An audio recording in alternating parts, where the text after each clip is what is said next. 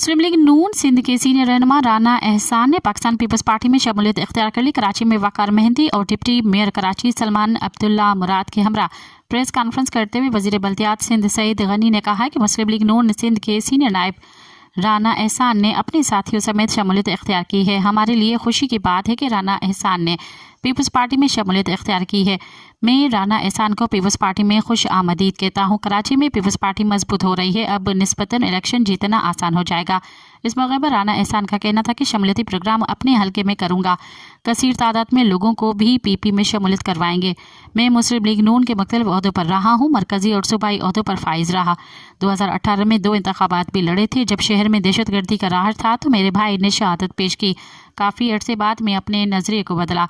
इसकी वजह से पीपल्स पार्टी जो इस शहर के मकबूल जमायत है, पीपल्स पार्टी के कारकुनान के साथ मुश्किल वक्त में खड़ी होती है। मज़ीद ख़बरन ऐं तफ़सीलात लाइ विज़िट कयो असांजी वेबसाइट www.awamiNewsHD.com ऐं ॾिसंदा रहो अवामी न्यूज़ HD।